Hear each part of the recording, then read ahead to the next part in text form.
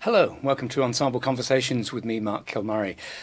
This morning we have the wonderful Trevor Ashley joining us for a conversation. Trevor, hello, how are you?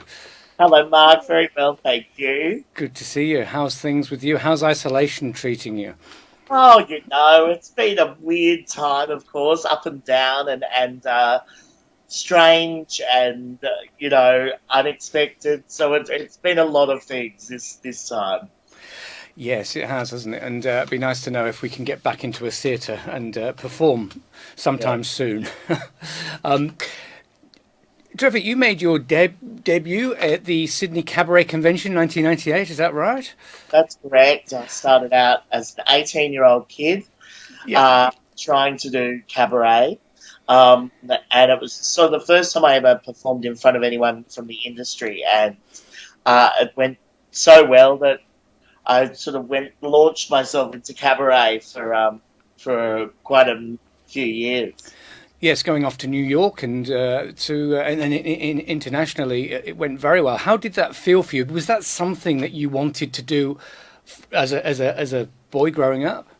Do you know, all I ever really wanted to do was musical theatre, and I was having, I guess, because I was sort of a unique personality and look and everything, it was really difficult for me. I was auditioning for all of these things, but when you're 18 years old and they're bringing you in for Marius in Les Mis, and I look like this, it's like, no, you're not quite Marius, darling. They were all very encouraging, but it sort of cabaret gave me the platform, I guess, to go and be myself, to learn how to be myself on a stage, and to have the opportunity to go overseas, to go and work and do New York and do London, and that was really exciting at that time because I was still trying to audition for things here and just not really getting anywhere. So it was the thing that sort of kept me going. And creating your own work, was that the idea? Then that's your stage, as it were, and that developed over the years. Yeah, and got bigger and bigger and bigger from small little one person Yeah. cabarets to big spectaculars. So yeah, it has been like that. And then commissioned by the Sydney Opera House and lots of wonderful work coming up. How did that feel? Did that feel then, oh, suddenly you're here, you're busy, you're doing what you wanted to do? Or did you always have an eye on also going to do musical theatre? Look, I was still obviously auditioning for everything, and I think when my own productions became more popular was after I had done my first musical, which was Priscilla, Queen of the Desert, and doing that show was the one that sort of I'd finally felt like I'd made it by doing a big musical, and then sort of from there, all of these other shows and commissions sort of came out. And that's how it happened. And then you were super busy. You were doing both. How do you juggle? How do you know when to do the cabaret season and when to do, because musical theatre isn't a short gig. No, but look, I guess I've been pretty lucky because all the musicals that I've done, well, apart from two that I did for the production company, which was the producers and oh Jesus Christ Superstar, apart from those two, uh, all three of my major musicals have run for over 2 years, which was it's full on, and Priscilla was great for that because it ran from 2006 to 8, and then of course Hairspray, where I got to play Edna Turnblad from for 2 years then, and then Laney. So it's been great, but I guess I've sort of always got my ear to the ground in terms of a good year out of what's coming and whether I'm right for anything. And I have been fortunate that there's been, because I don't audition for very much, I only go in if I know I'm absolutely perfect for something.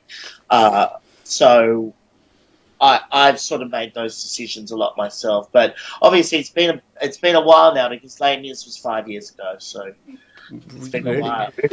Wow, I can't believe that's 5 years ago. I saw you in that. It was terrific, and a terrific role too. And It is. that's incredible. And how do you? So you've got time to work on your own cabaret piece, and of course there's icons and heroes and heroines. How do you choose? What you want your piece to be about? What the show? How do you know if it's Barbara Streisand or Liza Minnelli, or how does that work? Look, I guess the first sort of major one-woman show that I did was, of course, Liza on an E, Yeah. and that was playing Liza, and that one started quite small out at the Civic Hotel in Pitt Street, and there she is. Yeah. I started out as her, and she was sort of the first one that I did a full 2-act, cabaret. And that one, of course, took me all over Australia and to the West End. Yes. And, so it was quite an exciting piece, because when I created that, everybody wanted to see it. And it was tourable, it was easy enough. And then I went into I'm Every Woman, which was a multi-diva show where I played, I think it was 12 divas in about 90, 100 minutes. It was an exhausting show, but that won the Opera House Commission.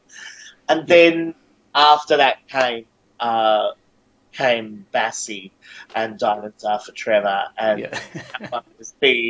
that was sort of a much bigger show.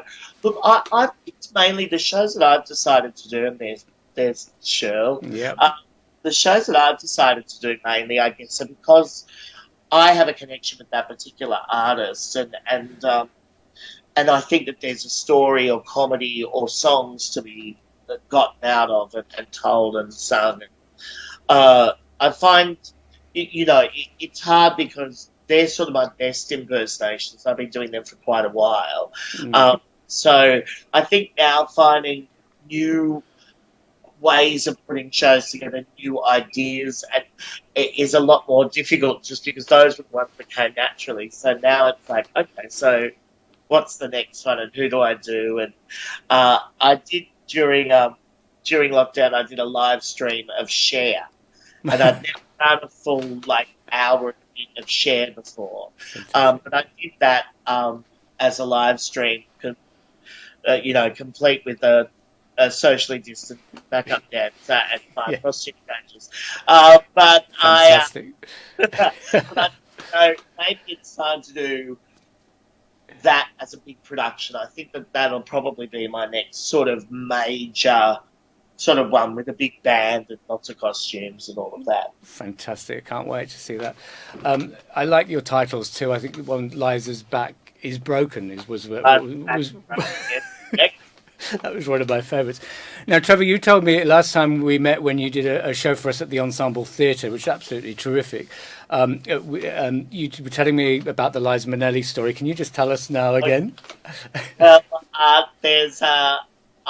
I was going to see a show at 54 Below, which is a famous cabaret room in New York. Yes. And my friend Richard J. Alexander had invited me along, and Richard J. directs all the big divas. So he does Bernadette Peters shows, he does Barbara Streisand shows, he does Bette Midler's shows. Anyway, this particular night, he was directing Barbara Streisand's sister, Rosalind. Yeah. And she was doing a cabaret, and it's actually terrifying because I've never seen her before, but she's like a really, really good Barbara Streisand impersonator. So good her DNA matches. It's quite extraordinary. But you go on, I went to watch her, and it was quite amazing. And Richard said afterwards, come out, we're having drinks with Rosie. We're going for drinks with Rosie. So we went out to drinks with Rosalind after the show, and Richard knows exactly that I do Liza. And he walked me over to meet some other people, and he said, Trevor, I'd like you to meet Lisa, Liza's personal assistant, and this is Liza's publicist, and then walked off and left. And I was like, hi. And the publicist looked at me with daggers and said, I know who you are, and I don't like what you do. I was like, oh my God, I can't believe it. And I said, I'm so sorry. I really love Liza. I really do. And he left. And since then, I have done my live show in New York. I did it last year. Mm-hmm. Possibly for the last time. Who knows? But I went and did my show over there last year, and I had Liza sent her PA and spies, and they all really enjoyed the show. So, Great. so I don't think more lawsuits are pending. Because they're affectionate, they're homages, they're with all the absurdity of being so famous, but your shows are full of warmth, I always think. And well, I always hope so. That's always my goal. It's never to. I mean, I like lampooning them a bit, but you know, it's got to have humour, but still, I don't want it to be just. Yes, definitely not hurt them. No, but it also has what I like as well that you bring, Trevor. I think is the emotion too of a song, of that why the person has chosen this song and what they put behind it. That comes out in your performances all the time, and it can be very moving too. Yeah, and I think that's the thing. You have to find those moments in the show where it isn't just funny, but it there are moments, and I respect these women. That's the reason I impersonate them, is because I love them so much. So for me, it's important to do that side of them too. Yeah, absolutely, and that's what I think comes across too, and those great songs that you get to do, and that's the beauty of it.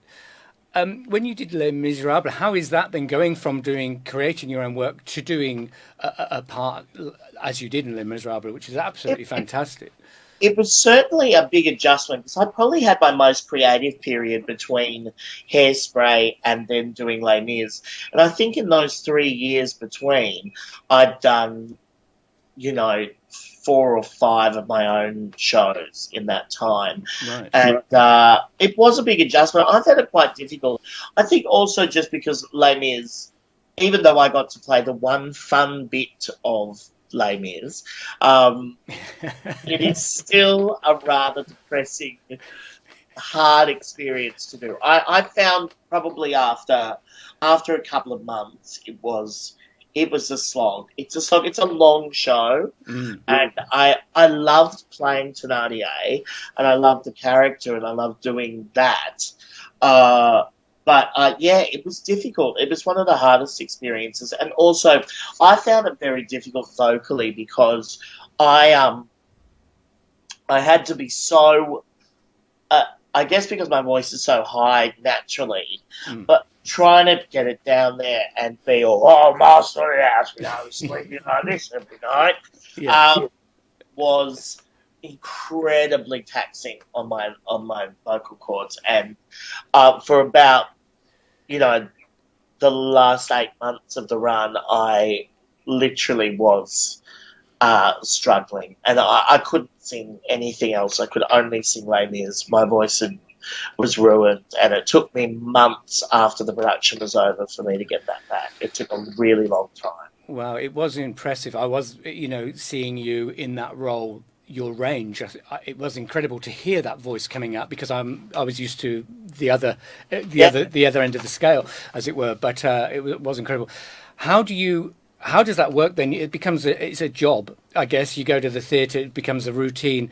Yeah. It must be hard to do that as a routine if you're used to doing lots of other things at the same time. I mean, I love doing multiple performances of things. It's just, I think Les Mis is one of the toughest, just because, as I say, the subject matter is it's so depressing, and everything's quite, it's a dark situation to be in. And also the Thénardiers are very much by themselves in the show. They're very much their own little unit. So you don't spend a lot of time with other people, and everybody else goes off to do the barricade and you have a nap. So it's a weird thing that I found it a struggle, but I love performing that show every night. I love the performance aspects. I think it was the thing that was the hardest was not being on because in my shows, of course, I never leave the stage. Yeah, that's right. That's right. So, so in a show like Les Mis, where I literally had 1 hour in the middle of the show where I didn't do a thing, was weird for me. Yes, it would be. Yeah, it's lots of reading the Sydney Morning Herald or crosswords and all of that backstage life. Yes. You also, another string to your bow, you directed Heather's the Musical quite recently, and that was very successful. Was that something that you enjoyed doing too? Yeah, well, I actually directed that at the same time as I was doing Les Mis, which was fun because it really got me out of the repetition of Les Mis. But yes, I love directing. I directed that and Mac and Mabel both at the Hayes, and then of course the subsequent national tour of Heather's. I love doing it, and I'd love to do more of it. I think it's been a funny time because I've sort of been busy doing my stuff, and I direct most of my own shows too. So but I loved it, and I loved the experience of doing Heather's and directing that incredibly talented cast that I had. They were really something, and I hope that something of that ilk will come up again, and I'll be able to do it. I think you'd have a short change of you'd know exactly what people are going through in front of you as a director. I guess that's something that you, with all your experience, that you'll bring to directing, because you know what it's like being out there. Yeah, I think there's that. I think I have a good eye for production and for what I want things to look like and how it should feel, which is, I guess, how I've always been when I create my own shows. When you look at the pantos that I've done, like Fat Swan, Yes. it'd be, I would write that with Phil Scott, and then I would sort of put it together. I knew exactly, there she is, Natalie Portley. You just... You put those things together and hope that you get the right feeling and the right look, and I feel like I'm good at that with my own shows, so that's why I always feel like I'm quite good at using other people's shows as well. Yes, it'd be. I think you need to do more directing. I think it's a great thing for you to do, as well as all the other. Yeah, that's right. Now, you're doing something for us next year, which we can't talk about, but we're thrilled that that's going to happen. Anything else in the future? I mean, during isolation, it's hard to talk about anything in the future, but anything that you have in mind coming up? I actually have just received funding from the Australia Council, and I'm writing a musical based on the life of Carlotta. Wow. So where I've started working on that now. I was supposed to go up and see Auntie Carol, as we call her, to go and have a chat. But obviously they're closing the borders to us again in Queensland. Carlotta lives up there. So hopefully soon I'll be able to get in a room and chat with her. But I think it's going to be a really exciting project. I think the story of Carlotta is so incredible. I think it's so Sydney, and I'm really excited to tell her story, as well as the story of and the struggle of the LGBT community throughout the 60s through the 80s. And I think that's a really important story that needs to be told in conjunction with Carlotta's own story. But I think it'll be a really great musical. I'm excited to start working on that. So that's one thing that at least it is to look forward to at the moment. That sounds absolutely fantastic, really exciting. I can't wait. It's surprising you think that hasn't been done before, but that's well, they did the telly movie of Carol, and it's fantastic. Yeah. But I thought doing I think a musical will be really fun, because I think that her story lends itself so much to between the Cross and Lay Girls and all of that stuff. But also, she was the window designer at David Jones for years. She was, she's had this sort of quite, phantasmic life. I think it'll be really exciting to do. Sounds fantastic. I can't wait. Now, thank you for talking to us this morning, Trevor. It's been great talking to you, as always. We'll see you very soon, we hope, in a foyer soon or on a stage. Thank you. Thanks, Mark. Thank you. Good to talk to you. See you soon. Bye. That was Trevor Ashley. Wonderful, fantastic to talk to him this morning. Thank you so much for joining me every morning, and keep your emails coming in and your suggestions. We'll see you next week with some more wonderful guests, and till then, be safe. Take care. Thank you.